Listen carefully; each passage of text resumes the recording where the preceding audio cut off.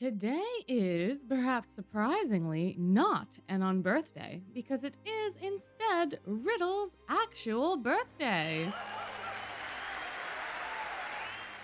As such, we must celebrate with our newest tradition, rosette making. And for our rose red tyrant, I have this non birthday button because it is the singular Riddle button that I own.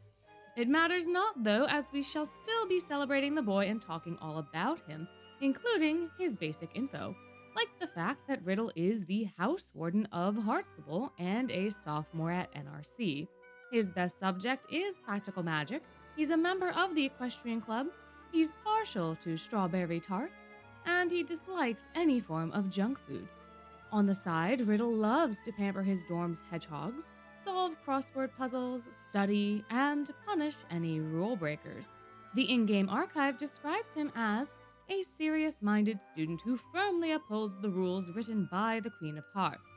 While a top student, he's easily angered and just as strict with others as he is with himself. I think my blinders were on for most of my initial read through of the Hartstable arc because I really didn't understand very much of Riddle's character or why he was acting the way that he was, despite all the evidence being right in front of my face.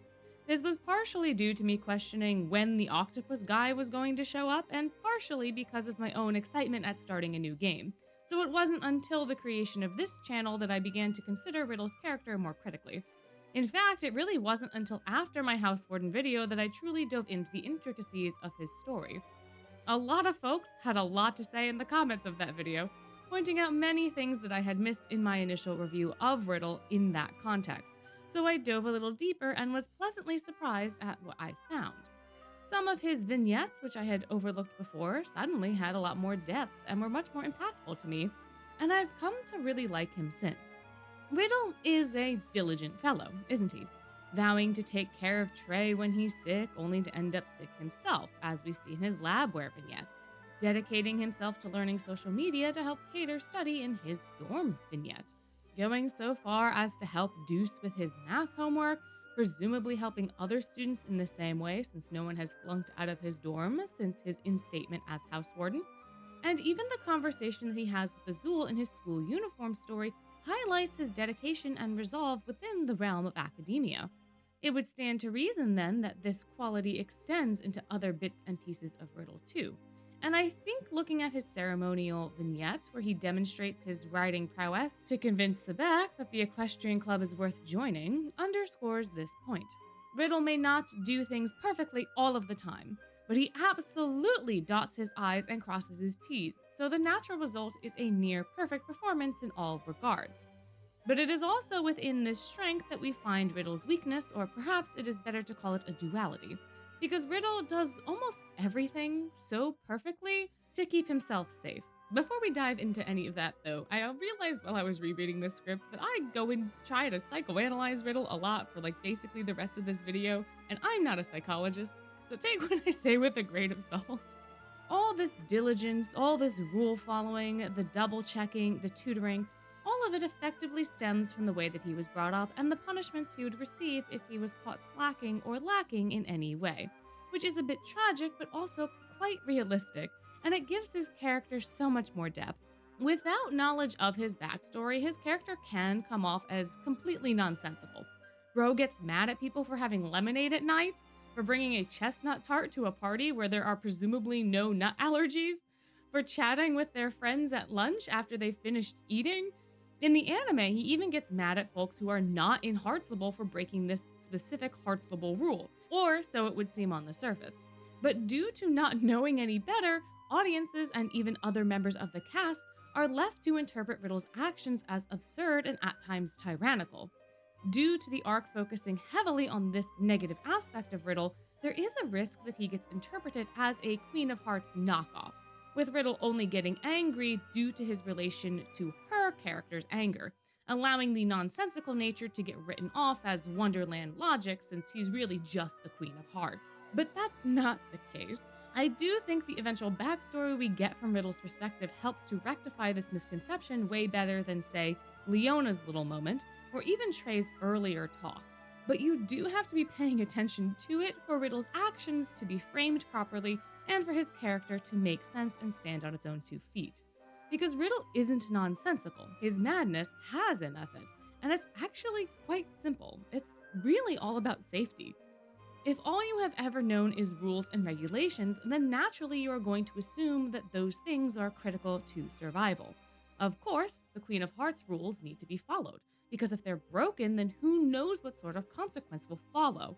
Those who stand in the way of such things like Ace clearly have never felt the harshness of such punishments, so Riddle must protect them and himself from falling into the mindset that rules don't matter, lest they have to suffer what he has. It's beautifully tragic and creates a very compelling inner struggle for Riddle, one that I think gives him enough variance from his source material to make him a completely different but still whole character. And it's in this duality that I've come to enjoy him. I am a person who loves the highs and lows of a story, the contrasting perspectives of the narrative, and all of the drama that results from those differences. Which is why Octavinelle, the dorm of cause, effect, and consequence, appeals to me as much as it does. It's in this vein nowadays that I find Riddle to be quite compelling, as his perspective being contrasted with everyone else around him and even the player creates a lovely conflict for the plot and his character both. It's tragic, it's unexpected, and it completely fits with everything Riddle has done. Of course, he got mad at those other students who weren't from his dorm that were breaking the lunchtime rule. It wasn't really about the rule itself, but Riddle's own envy of their ability to do so, and perhaps his lack of understanding as to why they were let off the hook with so little consequence for something so flagrantly violating. This constant rationalization that Riddle needed to make to justify his own actions becoming so clear only in hindsight, all of the anger at his circumstances that got released onto others, the fear surrounding his worldview being challenged, even if you've never experienced what Riddle has specifically, these concepts themselves are still relatable. At least I would hope so, because if you've never had your worldview challenged, if you've never had to defend your views on anything, even milk, then you may be vastly overestimating the worth of said ideas, convincing yourself that it's a hard truth when it may not be, and for that, you have my pity. Riddle, too, has this from me. Because his backstory is tragic, his mentality was flawed, and while I appreciate and understand its narrative implications, I cannot help but feel bad for him. He was not loved like a child should have been. It's almost as if he got treated like a pet, and that hurts. All parents discipline their kids, sure, but completely isolating them and molding them into some sort of trophy for you to wave around is not. Seeing him completely misunderstand what Georgina meant in the Trials of Romance event when she talks about hugging Jade once he came home after being missing for multiple days, that hurts. And it hurts even more to think about how Riddle probably wouldn't even understand why I feel that way about this situation. And I do think that that's an important part of his character.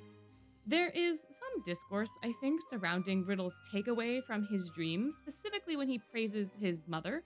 I think that while this is a very interesting moment for his character, I do see why folks take such an issue with it. Upon initial read, it feels as though this shouldn't be his takeaway, that this is his moment to break free of her and all of her expectations. But from Riddle's perspective, there is no way to completely separate his current value set from his mother's teachings. And so he appreciates and respects her for not only what she taught him, but the way that she is. Because if she wasn't that way, then he wouldn't have become who he is.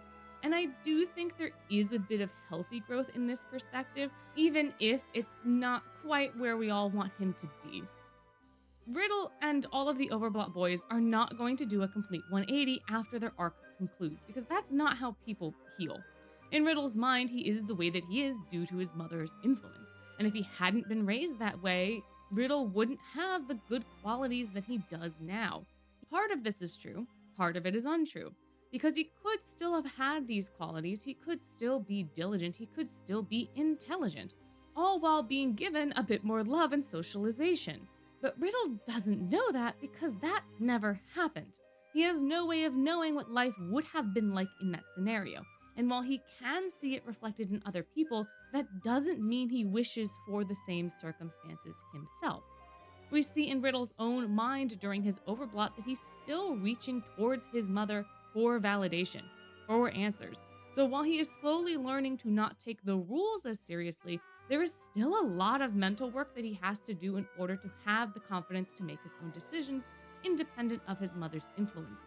And I do think him recognizing and acknowledging his mother is a good step towards doing that, because you can still appreciate the good parts of people without agreeing with them. You can still recognize the humanity in others, but condemn their actions. And while that may not be exactly what Riddle is doing here, I think that it is still a good step towards him realizing that he does not have to hold on to everything just because he appreciates who he is now. Finding balance like that is incredibly difficult, especially when there are things that you value about those experiences you've had, like your good grades or your excellent equestrian skills. Sifting through those experiences to see what was right and wrong is hard, especially when you don't have a good grasp of how to look at those experiences through other people's perspectives. Riddle's not had to consider any other perspectives because his mother's views, and by extension then his, were always quote unquote right. So therefore, everyone else must be quote unquote wrong. Being challenged by the dorm and recovering from the overblot doesn't erase that mentality completely, nor does the rest of the plot up until Book 7 really challenge Riddle to view circumstances from others' perspectives.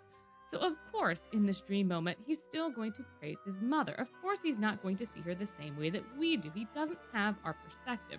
But he has learned some lessons, and I personally interpret this appreciation as Riddle beginning to do that introspective work of looking at his past experiences with part of his new philosophy, so that he can appreciate the good parts of his mother while still disagreeing with her methodology. With further time and broadened horizons, Riddle may shift into disagreeing with his mother entirely. He may even cut her off completely, but he's not ready for that now, and I think the writing team missed a huge opportunity to explore this complicated dynamic in the Tangled event. The whole setup works so perfectly for this concept, for this conflict, and at most we get a scene where Riddle has to think about his life and his mother's nature for like all of a minute. It is so short and glazed over, it frustrates me to this day. We could have had his walls slowly breaking down over the course of the day as he learns about how different Jack, Deuce, and Kalim's lives have been, how they grew up, what they did and didn't do. Riddle is quite literally trapped with 3 very different perspectives and value sets, and none of that ends up influencing him at all. There was so little takeaway for him. There was so little questioning about why they lived the way that they lived. It was just so frustrating. But even still, for where he has been and is at now, I think that he's a very good character, with a lot of other little bits that add up in interesting ways. He's an honor student, perhaps a little bit of a tattletale, but he also sticks to his values and principles in a way that is admirable. He's a wonderful house warden who is dedicated to helping his fellows succeed. He's a very smart student who can tackle all sorts of academic problems with ease. He keeps himself updated on new developments within the world and applies himself completely to all that he does. Everything that makes up a Riddle is admirable. And when I think about him these days, he brings me a lot more joy. So happy birthday to you, Riddle, and a hearty thank you to all you lovely viewers who stuck it out through my ramblings to the conclusion of this Rosette. Do you think that this design suits him? Do you have thoughts and opinions of your own on Riddle's character? Do you like this content and want more of it? Feel free to answer these questions and drop any other thoughts you have in the comments down below. However, if comments aren't your thing, you could always like and subscribe instead to show your support, which you should be doing anyway, lest you lose your head. But before I go, I do still have to remind you that you're amazing, and I hope you have a wonderful day.